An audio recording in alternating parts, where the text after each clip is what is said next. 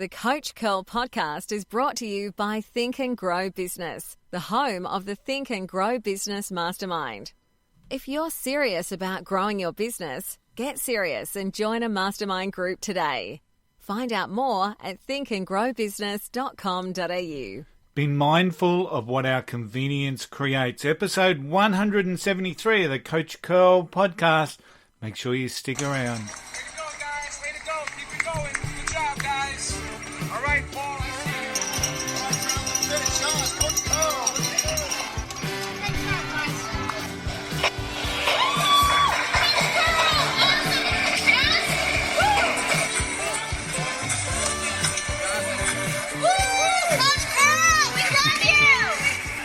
Hey there, it's Tony here, and welcome to episode 173 of the Coach Curl podcast. Today I'm sharing a quick discussion around convenience and the world in which we currently live. Now, this stems from many conversations that are happening around at the moment. It's in the public sector, and especially around the continuing demise of retail, as in bricks and mortar retail. And let's be honest, it's challenging. It's incredibly challenging at the moment. The dead malls phenomenon has been in the US now for, well over 10 years, I would say, but well over 10 years. And we're starting to see some real retail casualties exist here in the Australian market. And in Brisbane anyway, the public conversation is around the growing number of for lease signs that we see in and around suburban strip malls. They're growing, and the discussion is happening around how best to fill them. At the very least, the conversation's happening, so that's a positive thing. And I noticed that the Brisbane City Council are looking to be organising or facilitating some sort of pop-up scenario in relation to utilising some of that empty lease space. But I guess for that to ultimately work, there needs to be a level of buy-in from property owners. But this isn't a new phenomenon at all. In fact, Mick Thomas, and he's one of my favourite singer-songwriters here in Australia, has released an album with his band, The Roving Commission. Do yourself a favour and get out there and check it out. But it's pretty cool. But on this album, there's a song called Anything You Recognise, where Mick recites an ode. And the ode is based around a memory from 1996. Now, in the ode, he speaks around video shops and the fact that there's 18 empty shops in the high street in where he lives, with the accompanying, of course, for lease signs. Now, this is 1996. So the problem that we face now isn't necessarily new. The problem then was the fact that we had these growing shopping centres, that they were becoming mammoth centres for convenience, a mammoth place where people could just about buy everything. And one of the things that has sort of sheltered Australia in some respects from the dead mall phenomenon is that most of our shopping centres have been have a major retailer in a supermarket, and of course everyone needs to shop for food. So in some respects, from in purely my opinion, it's probably not backed up by any research or some facts, but from my opinion, that there is it sort of shielded us a little bit, having these major tenants as a supermarket. But back in 1996, the problem was the shopping centres. Nowadays, it's online. And it's the online retail that seems to be slamming us in just about everything. Our strip malls, where they are vibrant, seem to be a maze of coffee shops, yoga studios, and 24-hour fitness gyms. And at the moment, these seem to be a little bit immune to the online phenom. But our convenience, once again, is the factor. So as in 1996, the factor of convenience was we would all go to these massive monoliths for shopping. Nowadays, we don't go anywhere. We sit at home, we place the order, and we wait, and we get this anticipatory response from dopamine as we wait. So, now full disclosure, I while I support my local business community, in fact, I've just launched a podcast called the Redlands Coast Business Show, focusing on just that. But I also order online, so I'm not sitting here on a soapbox representing myself as holier than thou. I order online just like everyone else. But I'm also vitally aware of how important having a local business community is. Now, a post the other day on a Facebook business group that I'm a part of shared an article from the Brisbane Times, which is an online press media organisation in Fairfax group, I believe. And it was around, the article was entitled, Brisbane Small Retailers Need Foot Traffic to Survive. And the discussion that followed really represented the plethora of commentary based around this particular subject, including my commentary, which then became the title, of course, for this podcast. Now, my comment was really that it extended, and I'll read it as I wrote it, extends so much more than just retail. Food delivery is hurting cafes and restaurants, and with it a sense of community vibrancy. As consumers, we should be careful of what our convenience creates. We should be mindful of what our convenience creates.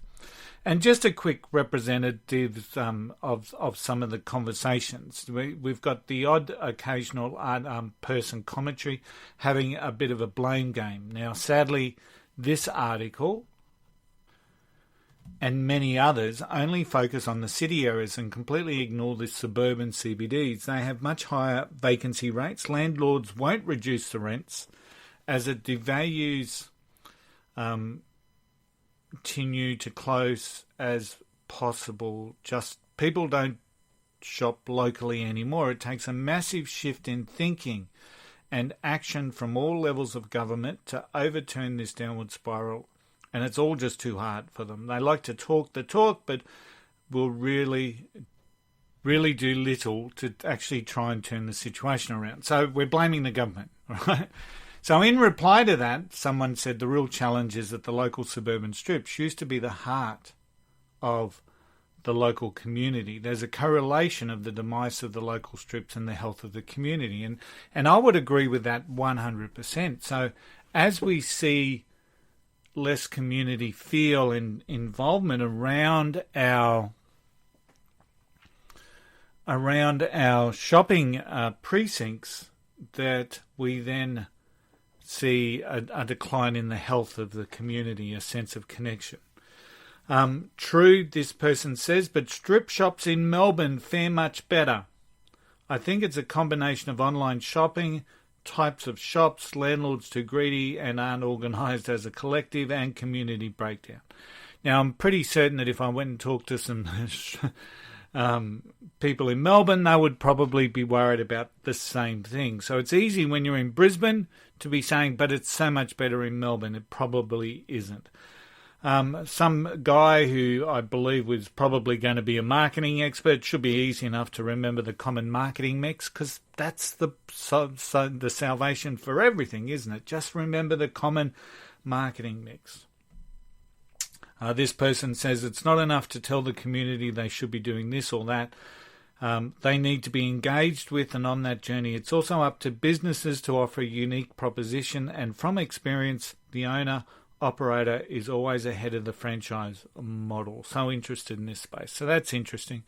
Someone's dragged in the old franchise Zor, which has gotten a bit of a kick. It's a shocker model anyway, but we won't necessarily go there. But they're right, unique experience. Absolutely, that's what people want.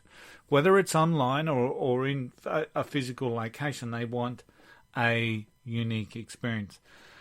This person, maybe it's a big change. People are all going into online shopping from a bag of potatoes to clothes. Maybe all we need is to try and test areas for businesses where the actual sale process is all online. So they've given up. It's a new era. Everything's going to be online. We'll be sitting there in front of our screens in our homes doing Everything online. And then this person, now this is quite a lengthy sort of a statement. It's the dreamers who wish things would go back to the way they were. Nothing wrong with dreaming, but I cannot think of many times in history where people have stood against progress for long. The new way generally phases out the old. Bit by bit, the newer generations will outnumber the older generations that are dreaming of the old ways. That doesn't mean the small retail business cannot survive, but you will always be competing with online-only stores with low overheads. If you are a retailer and if you don't have your products on a website and various marketplaces like eBay, Amazon, Catchmire, etc., then you really need to get on to this now. You also need to be upping your Google and social game because that's where the next generation of customers are. The other thing I noticed is how everyone is beyond competitive with their pricing. It's a race to the bottom in many industries. Constantly launching, I agree, still support local business, but it will never be how it was. The world is becoming more connected every day. And my commentary makes some very, very valid statements there. In fact, very valid statements. But as the world gets more connected, we're losing that connectivity around our local community, the places where we all live. And let's face it, we all have a place that we call home. And we want that place to feel like home. We want that community to feel like home. So if you're best friends with a person that's halfway around the world, I'm really struggling to see how that can really help you out here in your local community. If you can't walk your streets and say g'day to people, go into a shop, be known by your first name, get the coffee, the usual that you have, I'm not sure I want to be living in that particular. It's going to be like isolation ward. So while this person makes some absolutely critical, I don't necessarily believe I'm a dreamer by wanting my local community to be strong at all. In fact, I believe that there is a use for technology to grow and enhance communities. So we've just got to find that. We've just got to find a way that it works, and we've just got to build the spirit. We've got to build the experience. Another comment from the page, I'd have to agree with most of what you say. I don't think it's just the case of a case of the old dreamers. I think of a lot of it is the products and what the customers are looking for in their shopping experience. There are a lot of people who don't purchase online, and that is for many reasons. This is the final one I'm going to read out. Yes, I'm a big fan of the old shop local campaign. I hardly go into Brisbane City. Last time was 8 months ago. I tend to shop local as much as I can at the smaller retail outlets. I love getting to know the owners and their story, but honestly, some of them are so rude that I just don't go back. Unfortunately, some owners need to take lessons in customer experience because it's not their staff letting the place down, it is in their attitude and behaviours. I see it a lot in small business, as we all do. So this is not an easy to fix scenario. This is not an easy to fix scenario. But where we've got rude owners, we need to be honest with our feedback back to them. And it's so much better to give it to them personally than for them to get angry with a negative review on Google. Give it to them. So I really want to shop with you, but you're making it quite difficult. You're making me feel quite uncomfortable coming into your shop, or whatever the feedback may be. But as stated by Mick Thomas, this isn't new. This isn't like this is the first time this has happened. We've seen these shifts prior. We've seen these shifts. And what it needs is a concerted effort in all communities to make sure that we don't see our communities die and that we're just sitting around at home ordering from screens and not meeting people and not talking to people. People are a social, connected species. We like social connection. And yes, we get that online, but it's not the same as a physical connection that we have. We cheer on the local footy team. We support, the artists that came from the area. These are the things that we realistically could lose if we are not mindful of what we do based around our own convenience. It's a broad cross-section with no clear answer. And what is the answer? I think it is a question for everyone to think about. What is the future that we actually want? Do we want a future where everything is ordered online and just gets delivered, from workouts to sermons, from shoes to shirts, from groceries to goodies? Is that what we want? For everything to be ordered online? If that's the answer, will we bemoan that? Will we miss being able to walk into a shop? Will we be explaining to our grandkids one day that once upon a time we used to eat out at restaurants and we used to go to bars and have a really great time? Could you imagine a time when Dad's telling the kids of the great shopping areas where you could go and buy almost everything you needed? The kids would be like a fulfillment center, like an Amazon fulfillment center. I wish we could go and visit one of those. That would be cool. We don't want that. Well, I don't want that. Well, I don't know what you want, but, let's really start thinking about, be mindful of what our convenience creates. If we continue to buy online, if we continue to order out and get the delivery apps to deliver our food, the fast food, let's be honest now.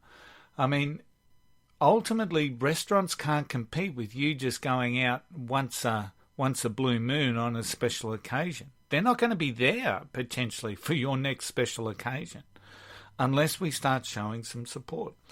Convenience causes us to get unhealthy. We drive instead of walk, we couch instead of exercise, and we order in fast food. Convenience makes us softer as individuals, and ultimately it will make us softer as a community. Now, we all have this choice. I know that. At the very least, what we must do is be mindful of what our convenience creates.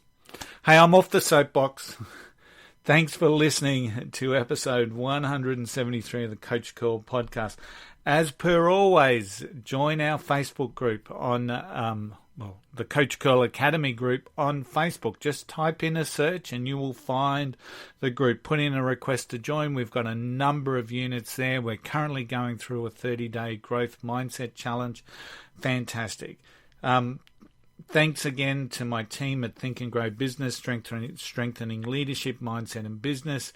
We run masterminds, group coaching sessions, and soon we'll be launching something really new and exciting.